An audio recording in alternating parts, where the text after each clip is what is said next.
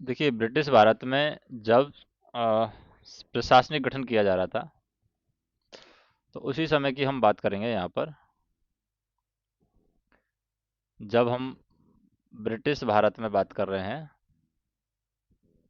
प्रशासनिक गठन किया जाता है। प्रशासनिक गठन में क्या जाता है, हमारा सेना, नागरिक सेवा, सिविल सर्विसेज और पुलिस आ जाता है। तो उसी समय की हम वहाँ पर बात कर रहे हैं।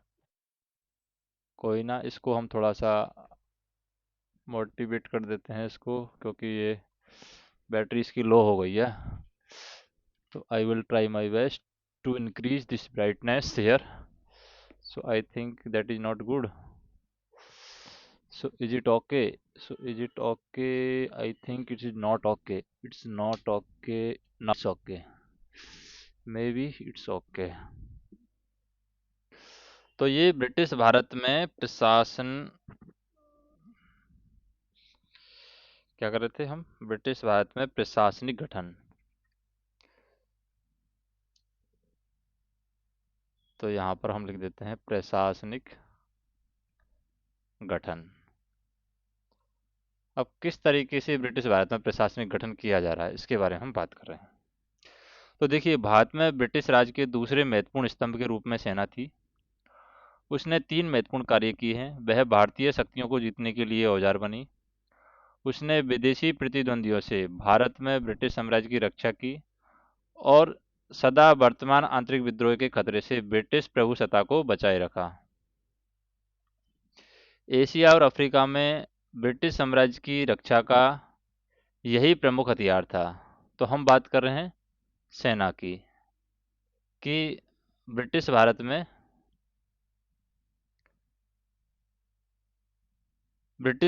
में प्रशासनिक गठन।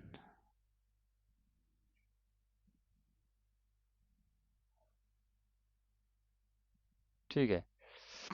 तो कंपनी की जो अधिकांश सेना है भारतीय सिपाहियों की थी, जिन्हें मुख्य रूप से उन क्षेत्रों में या भर्ती किया गया था जो अभी उत्तर प्रदेश और बिहार में है। तो उत्तर प्रदेश और बिहार से ज़्यादातर सेना है भर्ती की गई थी।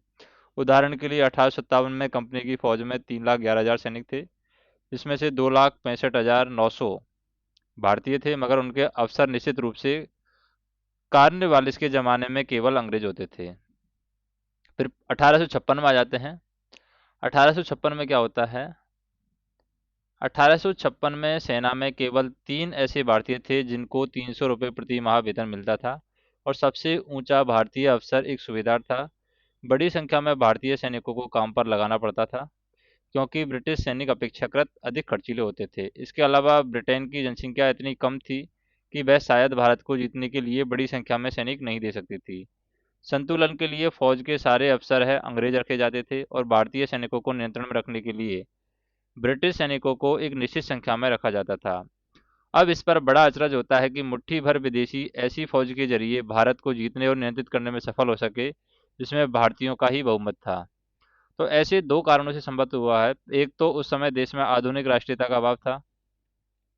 बिहार या अवध के किसी भी सैनिक ने ने न तो यह सोचा, नहीं यह सोच सकता था कि मराठों और पंजाबियों को हराने में कंपनी की सहायता कर भारत विरोधी हो रहा है।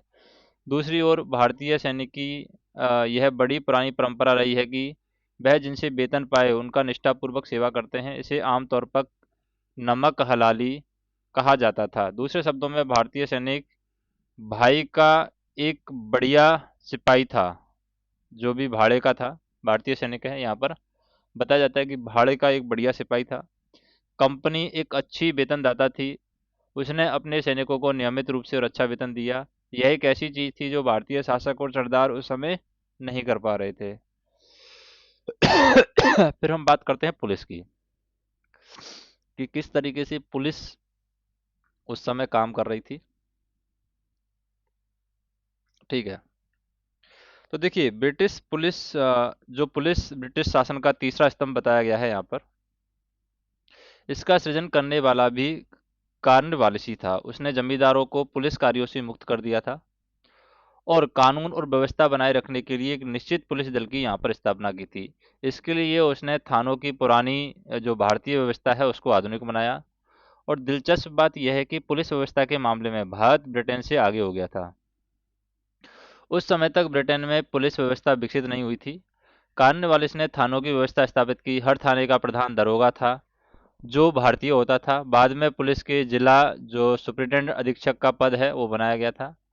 अब सुप्रिटेंडेंट जिले में पुलिस संगठन का प्रधान यहाँ पर हो गया था। पुलिस में भी भारतीयों को सभी ऊंचे ओहदों से अलग रखा गया था। गांवों में पुलिस की जिम्मेदारियों की चौकीदार है वो निभाते थे, जिनका भरण पोषण गांव वाले ही करते थे। और पुलिस धीरे धीरे डकैती जैसे प्रमुख अपराधों को कम करने में यहाँ पर सफल हो जाती है। पुलिस ने विदेशी नियंत्रण के विरुद्ध बड़े पैमाने पर षड्यंत्रों को भी रोका है। और जब राष्ट्रीय आंदोलन का उदय हुआ, तब पुलिस का इस्तेमाल उसे दबाने के लिए किया गया था।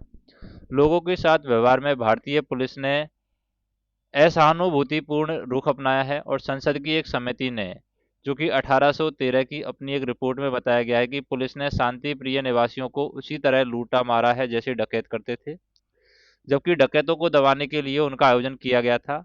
और गवर्नर जनरल जो बेंटिंग है, उन्होंने 1832 में पुलिस के बारे में क्या लिखा है, उसके बारे में हम यहाँ पर चर्चा करते हैं।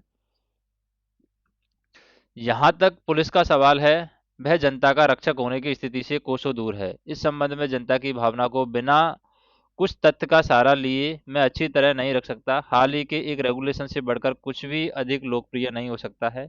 इस रेगुलेशन के अनुसार अगर कोई डकैती हुई है तो पुलिस तब तक जांच करने की मनाही है जब तक कि लूटे गए व्यक्ति उसे नहीं बुलाए।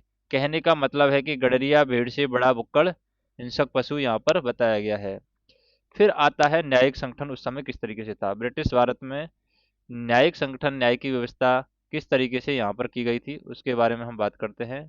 न्यायिक संगठन, तो देखिए, ब्रिटिश भारत में जो न्यायिक संगठन यहाँ पर किया जा रहा था, दीवानी और फौजदारी जो कचहरियों के श्रेणीबद्ध संगठन के जरिए यहाँ न्याय प्रदान करने की एक नई व्यवस्था की नींव है अंग्रेजों ने रखी थी, किस तरीके से न्याय यहाँ पर दिया जाएगा। और इस व्यवस्था को बोरेन होस्टिंग्स ने आरंभ किया था, मगर कॉर्नवालिस ने 1700 में इसे और सुदृढ़ यहाँ पर बनाया है।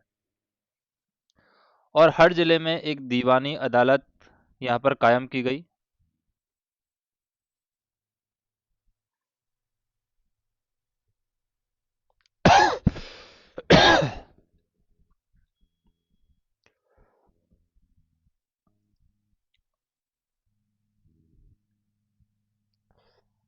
तो यहाँ पर अभी क्या है, थोड़ा सा नेटवर्क इशू हो गया है वाईफाई की वजह से।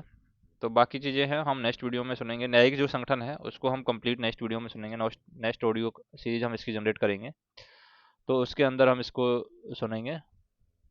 तो अभी के लिए नेटवर्क इशू की वजह से मुझे ये जो वीडियो है स्टॉप करना होगा।